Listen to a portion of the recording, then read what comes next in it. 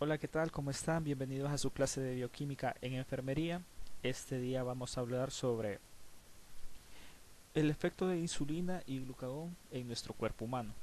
Esta clase es sacada de su libro de texto Bioquímica Harvey, sexta edición, capítulo 23, aunque también hay partes de la séptima edición. Algunas imágenes son tomadas también de su libro de referencia de Guyton y Harper. Los objetivos: vamos a describir la estructura bioquímica de la insulina, glucagón y explicar cómo se sintetizan y cómo se secretan. Además vamos a explicar los efectos metabólicos que estas dos hormonas realizan en los carbohidratos, lípidos y proteínas. Explicaremos los mecanismos de acción de la insulina y glucagón en los receptores en sus células diana. Vamos a explicar en qué consiste la hipoglicemia y los diferentes sistemas contrarreguladores de las hormonas que actúan sobre esta.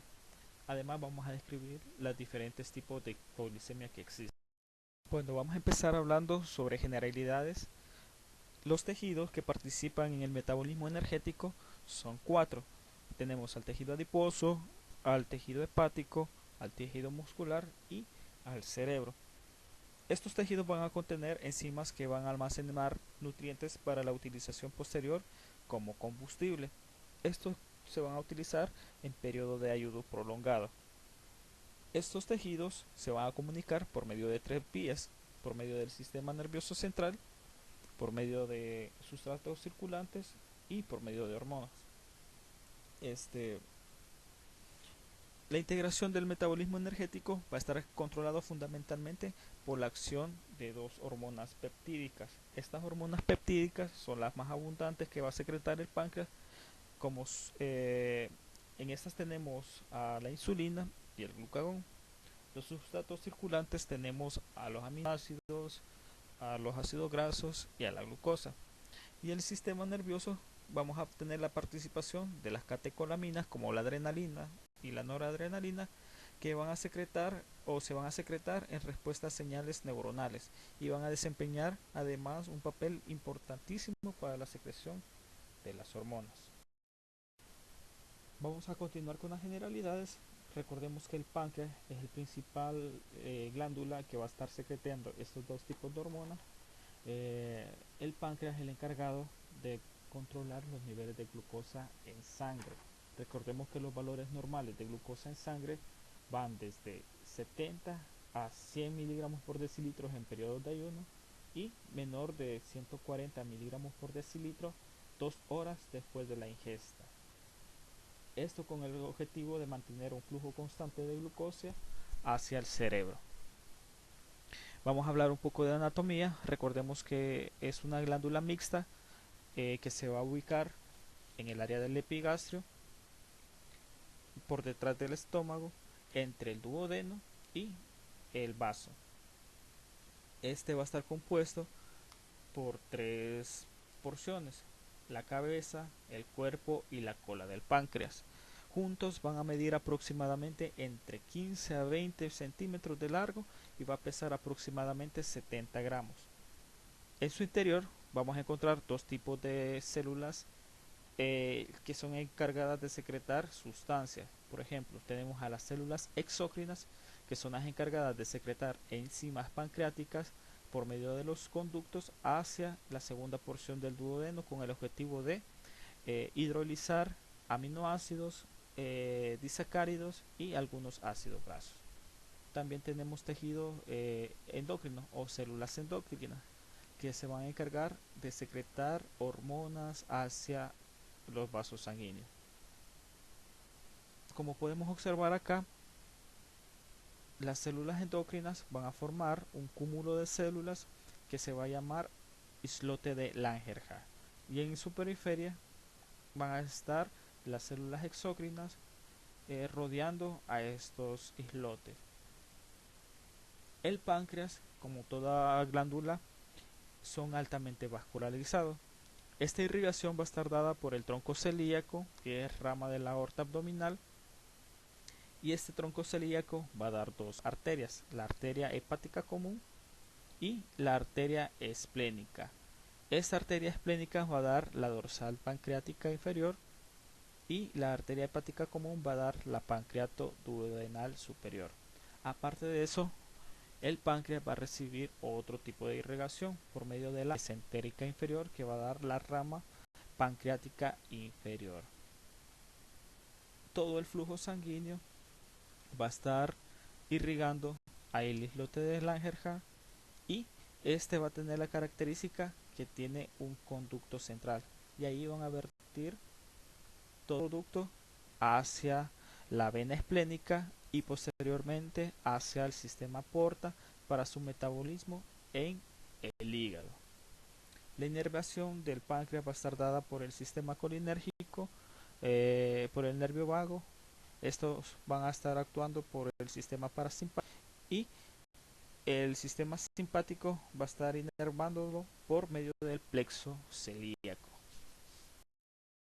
Bien, el páncreas endocrino, como podemos observar acá en esta diapositiva, aquí está un islote de Langerhans. Este va a secretar dos hormonas importantes, la insulina y el glucagón, cuya función principal es regular el metabolismo de la glucosa, ácidos grasos y aminoácidos. Este islote de Langerhans son un cúmulo de células, y el cual van a representar aproximadamente del 1 al 2% del total de la masa del páncreas. Los islotes de Langerhans son aproximadamente 1 millón de islotes, y estas van a poseer en su interior aproximadamente 2500 células. El islote de Langerhans va a tener cuatro tipos de células. La principal es la célula beta, que va a formar el 65% del islote, y esta es la encargada de secretar insulina. Las células alfa representan el 20%, y estas van a estar secretando glucagón. Las células delta se representan el 10%, y estas van a generar somatostatina. Esta somatostatina es la encargada de inhibir tanto a la insulina como al glucagón. Y hay otro tipo de células que no están bien estudiadas. Tenemos a las células épsilon, que van a secretar grelina, que se asocia a la inhibición del apetito, y el péptido P. Si nos fijamos, en el islote de Langerhans, en su porción central se van a acumular las células beta en su gran mayoría. Las células alfa se van a ubicar en la periferia del islote, y las células delta, que secretan somatostatina, van a estar entre las células alfa y las células beta. ¿Cómo se comunican este tipo de células? Se van a comunicar por medio de tres acciones. Por uniones intracelulares, esto le va a permitir una rápida comunicación mediante el flujo constante de iones y algunas moléculas. Si se fijan, todas están acumuladas, y van a tener la comunicación por medio de comunicaciones intracelulares. También tenemos el flujo sanguíneo. Recordemos que el páncreas es una glándula que está bien irrigada, y todo el flujo sanguíneo, aproximadamente el 10% del flujo que recibe el páncreas, va a irrigar el islote. Esta sangre baña las células y van a estar arrastrando hacia un capilar central todo su producto. Y como ya habíamos mencionado, la inervación va a estar dada por el sistema adrenérgico y el sistema colinérgico. La estructura de la insulina, como podemos observar en la imagen, esta imagen es sacada de su libro de Guyton. Vemos que es una estructura lineal. Recordemos que la insulina es una hormona peptídica formada principalmente por aminoácidos. En total, esta preproinsulina, o sea una hormona primitiva, va a constar de 110 aminoácidos. Lo más importante de esta hormona es reconocer sus partes. Está compuesta principalmente por dos cadenas, dos nucleoidinales, una cadena A que va a contener 21 aminoácidos, la cadena B que va a tener 30 aminoácidos, el péptido C con 31 aminoácidos, y vamos a tener un péptido señal. Esta, al ser sintetizada, va a transformarse en proinsulina a nivel del retículo endoplasmático rugoso, se va a doblar, se va a desdoblar, y se va a fusionar por medio de cadenas de puentes disulfuro. Esta, en el aparato de Golgi, al final se va a excindir el péptido C con la insulina, que es la formación de la unión de la cadena A con la cadena B por medio de puentes disulfuro. ¿Cómo se sintetiza la insulina o cómo se forma la insulina en las células beta? Se va a activar un gen en el cromosoma 11 en el núcleo y este va a transcribir el ADN a ARN mensajero. Ese ARN mensajero va a salir del núcleo hacia el citosol y va a ser captado por los ribosomas, y acá le va a agregar o va a formar una proteína primitiva, el cual va a contener un péptido señal. Luego, este ARN mensajero va a viajar hacia el retículo endoplasmático rugoso, y acá esta proteína va a perder o se va a excindir el péptido señal y va a formar la preproinsulina. Luego, esta preproinsulina va a sufrir un desdoblamiento, o sea, se van a fusionar tanto la cadena A con la cadena B en el aparato de Golgi para formar la proinsulina. Esta proinsulina, el aparato de Golgi la va a almacenar en forma de vesículas junto con algunas enzimas proteolíticas. Estas enzimas proteolíticas son las encargadas de romper o de liberar estos enlaces. O sea, va a formar o va a romper la cadena A y B del péptido C, y esta la va a acumular en vesículas para cuando haya un estímulo, ya sea por insulina o por otros medios, se libere por exocitosis la insulina hacia el torrente sanguíneo, y esta viaja por el sistema porta hacia el hígado para ser metabolizado. La regulación de la secreción de insulina va a estar dada por la ingesta de combustibles, o sea, glucosa, aminoácidos, y por la regulación de ciertas hormonas. En este caso, el glucagón va a inhibir a la acción de la insulina.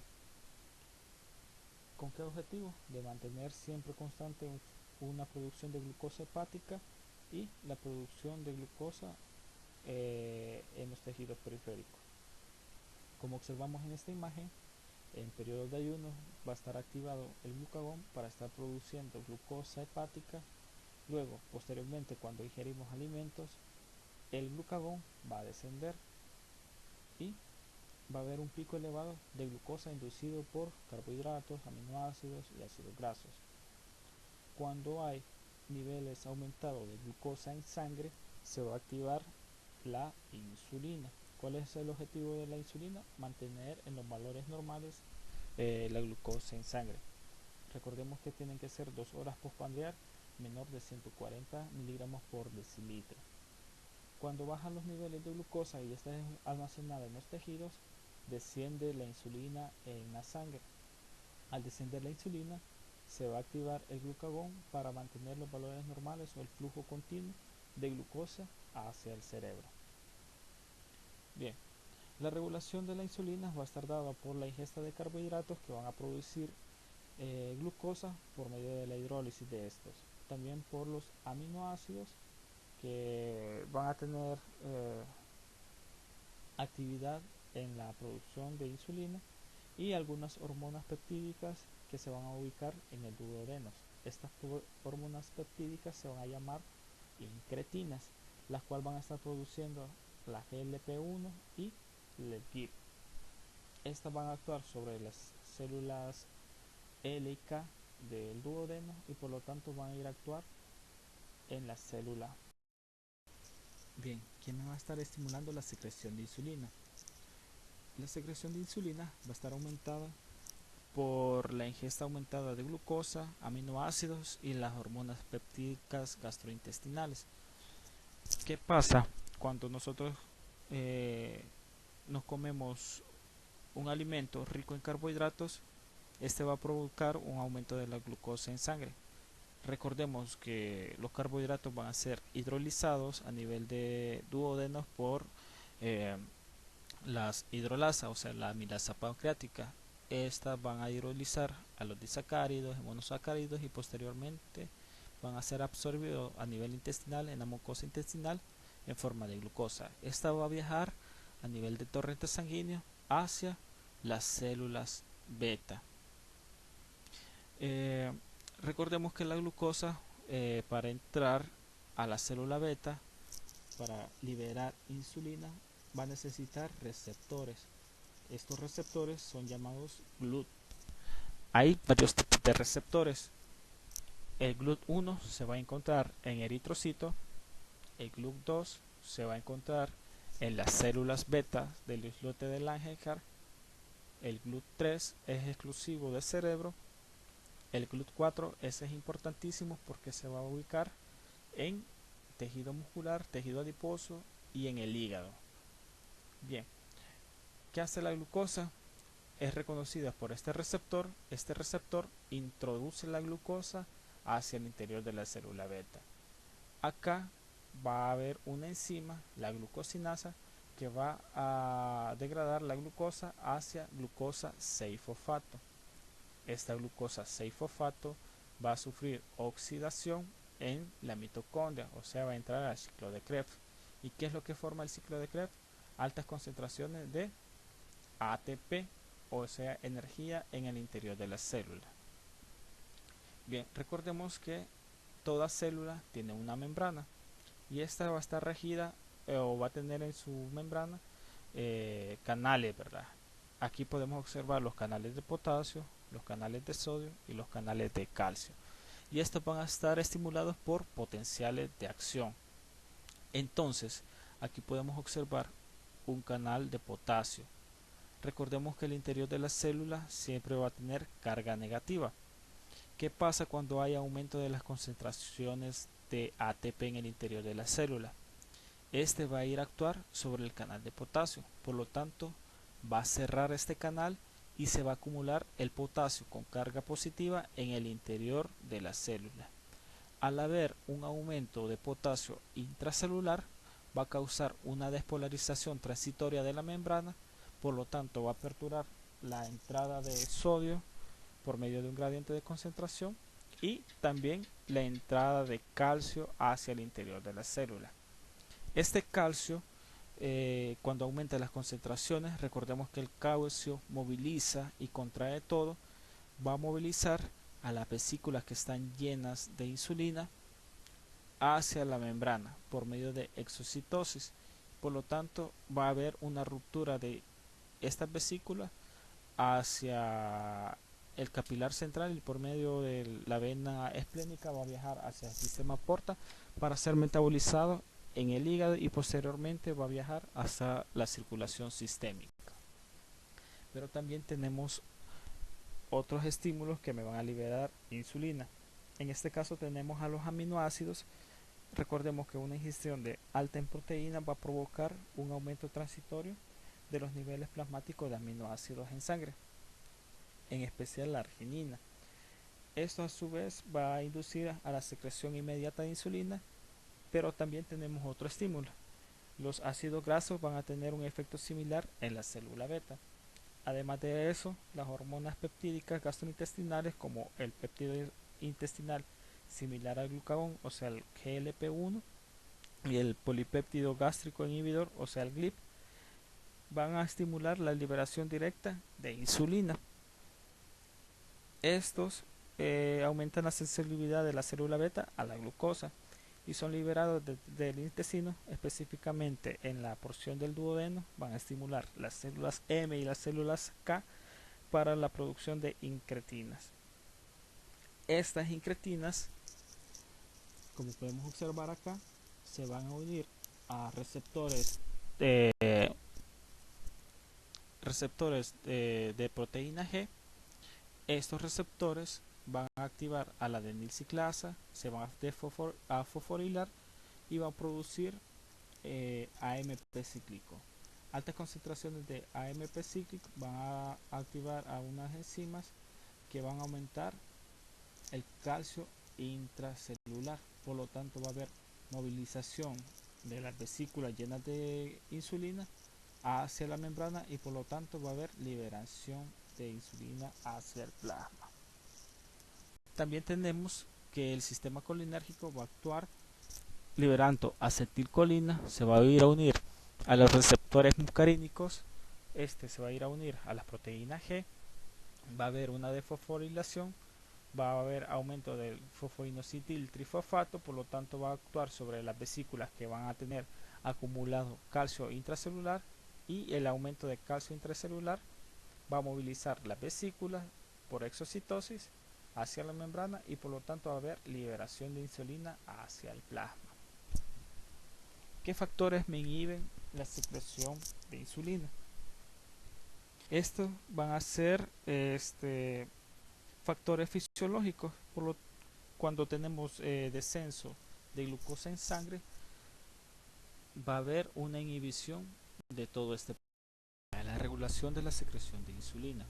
Recordemos que la principal regulación para la secreción de insulina va a estar dada por la concentración de glucosa en sangre. Los aminoácidos y los ácidos grasos utilizan otras vías metabólicas para la secreción de insulina. El glucagón se va a ir a unir a proteína G.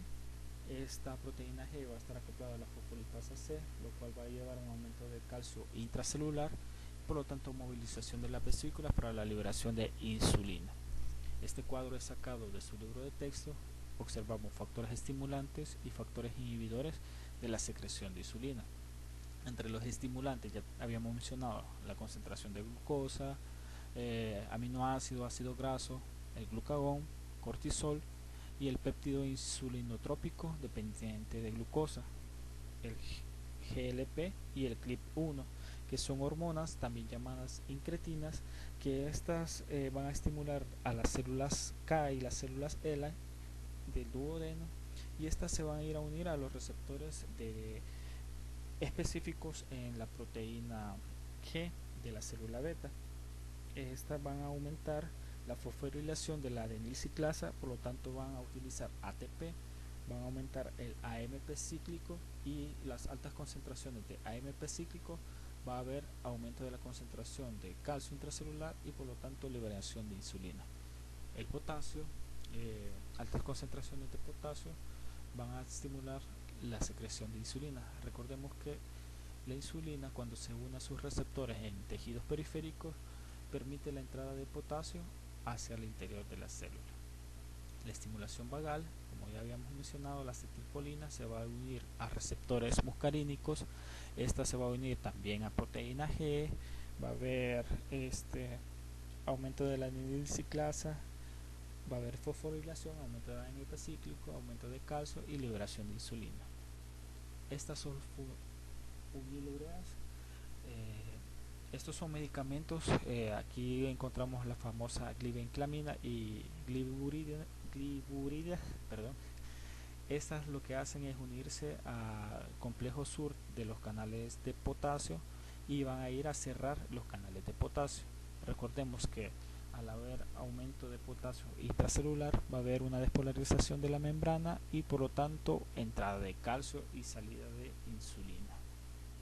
Los factores inhibidores tenemos la disminución de azúcar en la sangre, el ayuno prolongado, el ejercicio físico, la somatostatina que inhibe, esta es secretada por la célula delta y va a inhibir la insulina y el glucagón, y algunos medicamentos como los agonistas alfa-adrenérgicos, o sea, adrenalina. Cuando la insulina viaja por medio del torrente sanguíneo, esta va a ir a hacer su acción en las células diana. Las células dianas donde actúa la insulina es en el tejido adiposo, músculo e hígado. Esta insulina se va a ir a unir a sus receptores, que está conformado por dos subunidades alfa y dos subunidades beta unidas por medio de puentes disulfuros. Las subunidades alfa están afuera de las células y las beta en el interior, unidas a tirosinquinasas. Esta insulina, cuando se une a su receptor, activa la tirosinquinasa, que es fosforilada en presencia de ATP. Esta activación de esta tirosinasa activa otras proteínas como las proteinquinasas, fosfolipasas, fosfatasas, proteína G, y luego este complejo se introduce al interior de la célula y se degrada. Cuando se activan las tirosinquinasas, activa a la maquinasa, por lo tanto promueve la mitogénesis celular, o sea, el crecimiento celular y la diferenciación de estas células. Además, va a activar a otras proteínas, por ejemplo, los elementos de respuesta a insulina, los cuales van a ir a activar la inositol trifosfato o inositol 3-fosfato quinasa. Esta va a producir la síntesis de proteína y la síntesis de glucógeno. Además, van a ir a actuar sobre los transportadores de enzima y también los transportadores de estos receptores, los GLUT4. Estos receptores, por medio de translocación, van a viajar hacia la membrana de la célula diana y van a permitir la entrada de glucosa hacia el interior de la célula, y esta célula va a activar las distintas vías metabólicas para el almacenaje de glucosa. Recordemos que en las células diana van a actuar los GLUT4. El GLUT2 se encuentra en la célula beta. Bien, estos GLUT4, aparte de que permiten la entrada de glucosa al interior de la célula, también permite la entrada de potasio. Aparte de eso, permite la entrada de ácidos grasos y aminoácidos. ¿Qué pasa en la obesidad? ¿Qué pasa cuando tenemos diabetes tipo 2? En la diabetes tipo 2 hay una resistencia a la insulina. Los receptores se pierden. Recordemos que al unirse la insulina, esta se mete con todo el complejo al interior de la célula y se degrada o se reutiliza. Cuando tenemos obesidad hay disminución de los receptores por aumento de la velocidad de degradación, y esto causa una sensibilidad menor a la insulina. Por lo tanto, al haber menos receptores, vamos a tener más hiperglicemia, por lo tanto diabetes tipo 2. ¿Qué hace la insulina cuando llega a las células diana?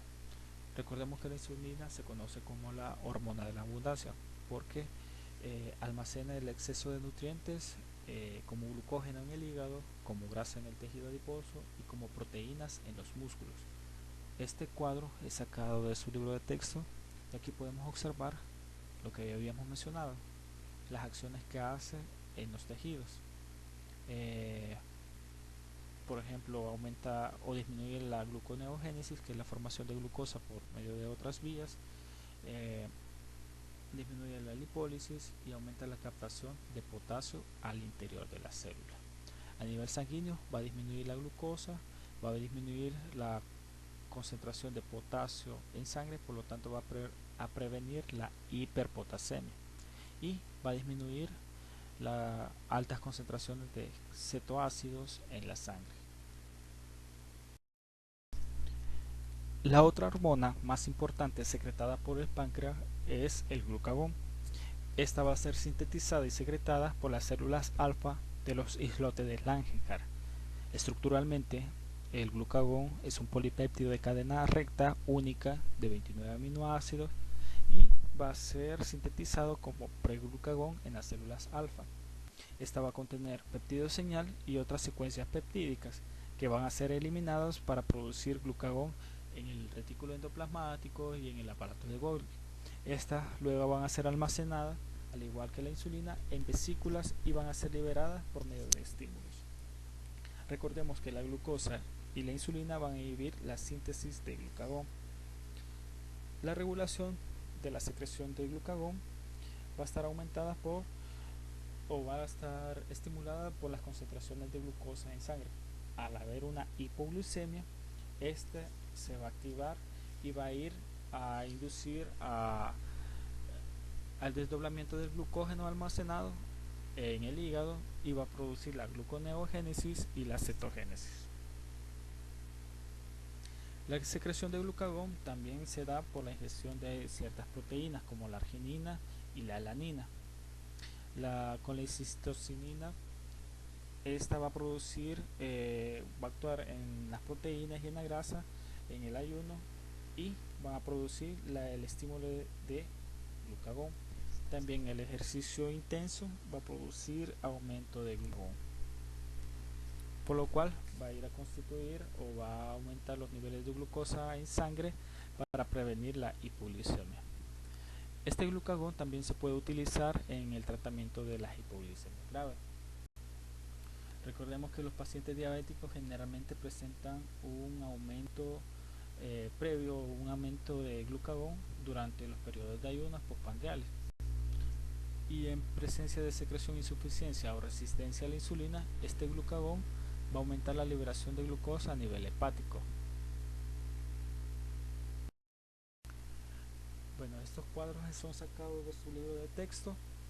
Aquí podemos observar los factores estimulantes para la liberación de glucagón.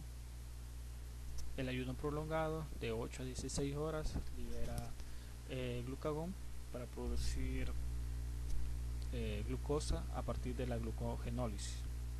También vamos a ver una disminución de la concentración de glucosa.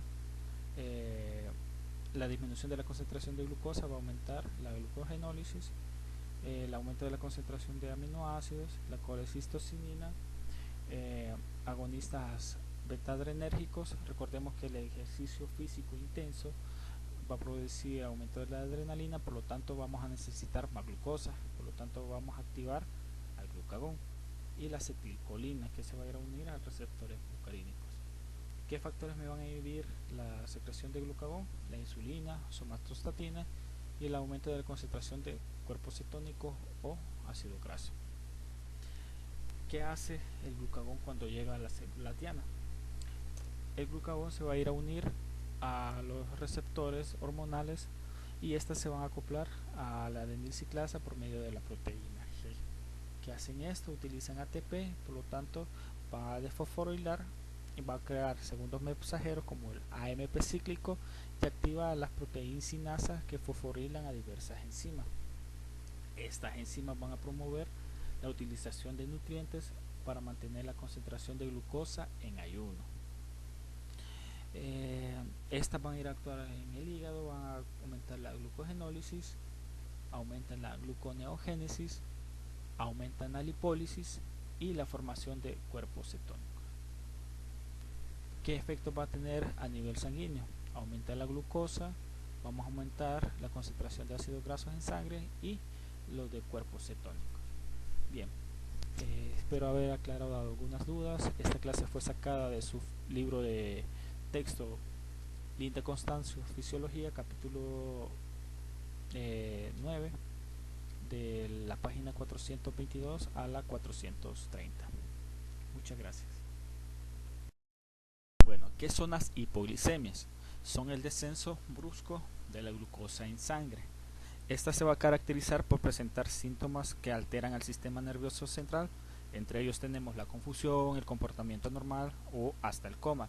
Y también por una alteración de la glucosa en sangre menor a 40 miligramos por decilitro. Recordemos que los valores normales de glucosa tienen que ser de entre 60 hasta 100 miligramos por decilitro en ayunas y 2 horas después de comer menor de 140 miligramos por decilitro. También va a presentar síntomas que van a resolver tras la administración de glucosa. La hipoglicemia, recordemos que es una urgencia médica porque afecta al sistema nervioso central, porque recordemos que el cerebro necesita un flujo sanguíneo constante para mantener sus funciones. Una hipoglicemia transitoria puede causar una disfunción cerebral, mientras que una hipoglicemia, si es intensa, puede provocar incluso hasta la muerte. Por consiguiente, tenemos múltiples mecanismos que pueden controlar esta sintomatología. ¿Cuáles son los síntomas de hipoglicemia?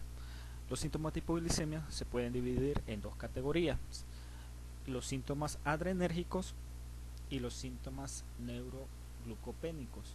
Los síntomas adrenérgicos tenemos las palpitaciones, el temblor y la sudoración. Estos síntomas van a estar mediados por la alteración o la liberación de catecolaminas, principalmente la adrenalina, que va a estar regulada por el hipotálamo en respuesta a hipoglicemias. Los neuroglucopenia, es decir, la disminución de la liberación de la glucosa en el cerebro, esta va a provocar un deterioro funcional causando una disminución de glucosa, por lo tanto va a causar síntomas como disfunción cerebral, cefalea, confusión, disartria, o sea, dificultad al hablar, incluso puede causar convulsiones o hasta la muerte. Esto se ve con una disminución progresiva de glucosa menos de 40 miligramos por decilitros. Cuando hay descenso de glucosa en sangre en nuestro cuerpo, se van a activar dos sistemas glucorreguladores. El primero es la activación de las células pancreáticas alfa que van a liberar glucagón. Estas van a hacer una regulación aguda a corto plazo de la glucosa, estimulando la glucogenólisis y la lipólisis para obtener glucosa. También tenemos la estimulación de los receptores que se encuentran en el hipotálamo. Estos receptores van a responder a concentraciones anormales de glucosa en sangre. Estos receptores van a desencadenar una secreción de catecolaminas mediadas por el sistema nervioso autónomo y van a producir la liberación de corticotropina, o sea ACTH, la hormona del crecimiento también, y estas van a actuar sobre el glucagón. El glucagón, las catecolaminas, el cortisol y la hormona del crecimiento se van a denominar a veces las hormonas contrarreguladoras, porque una de ellas, o sea, todas estas se van a oponer a la acción de la insulina sobre el uso de la glucosa. O sea, todas estas hormonas van a ir a inhibir la insulina para que se mantengan los niveles adecuados de glucosa en sangre. Tenemos varios tipos de hipoglicemia, son 4. La primera de ellas y la más frecuente es la hipoglicemia inducida por insulina. Recordemos que hay dos tipos de diabetes, la diabetes tipo 1 y la diabetes tipo 2. La diabetes tipo 1 es por deficiencia de secreción de insulina por las células beta.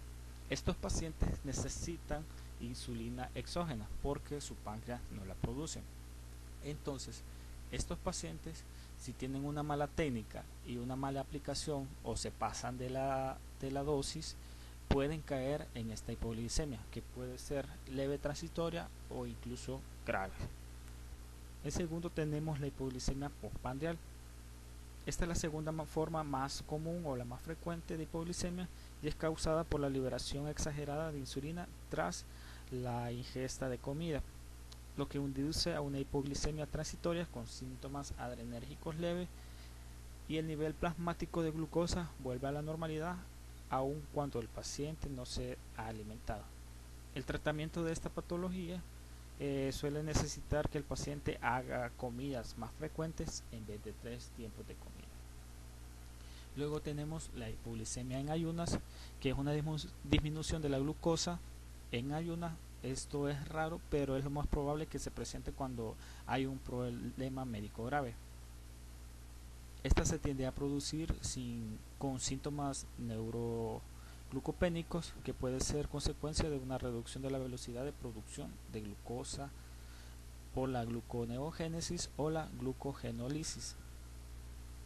Por lo tanto, puede observarse bajos niveles de glucosa en sangre con lesión hepatocelular o insuficiencia suprarrenal o en personas que hagan ayuno prolongado. Y por último, tenemos la hipoglicemia relacionada con el alcohol. Recordemos que el alcohol es metabolizado en el hígado por dos reacciones de oxidación. El alcohol es convertido primero a acetaldehído, luego alcohol deshidrogenasa acetaldehído y es oxidado después a acetato.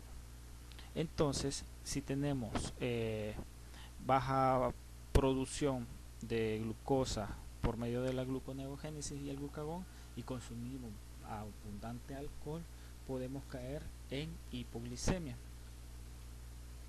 Entonces esto puede ser peligroso y nos puede causar síntomas neuroglucopénicos.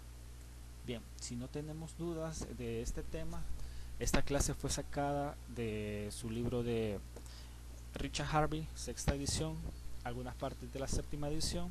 También he tomado algunas imágenes de su libro de texto Guyton, de la fisiología del tratado de medicina de Linda Constanzo y de Harper. Bien, muchas gracias por su atención.